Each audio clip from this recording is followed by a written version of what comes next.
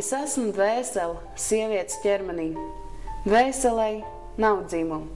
Par to vajadzētu rakstīt. Kad mēs ievainotie mostamies, ir nakts.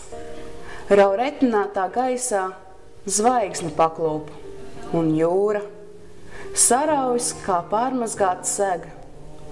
Es redzu tavu vārdu rakstīt uz tās un redzu pierakstīt katrā sīkā stādā, ik katrā vārtrūmē ar izļodzītiem dēļiem ir ieskrāpēts, kā mīlu tevi, mīli mani.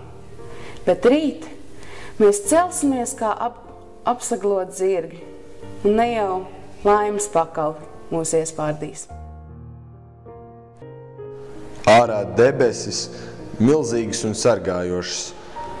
Vējš kā ūdens, ko nodzerties.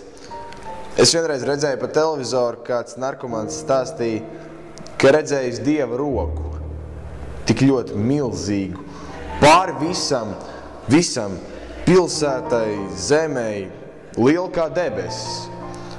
Es viņam ticu.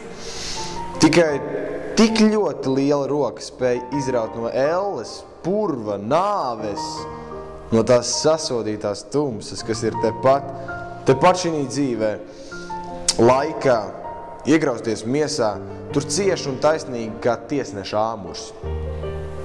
Atceries nāvi. Tomēr neviens nespēja atcerēties brīdi, kad mūsu tik ikdienišķajā un vārīgajā miesā kāds ieslēdz savus sirds mehānismu. Kaut kam tik vienkāršam un nezināmam, kur citādāk neprotam nosaukt, kā dzīve.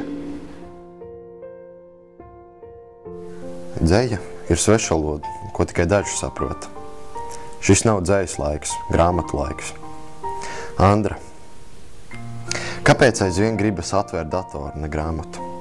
Kāpēc nav sajūtas, ka dzejas vārdi var uzspridzināt, mierināt, iespējams dot atbildi un kaut ko būtiski mainīt?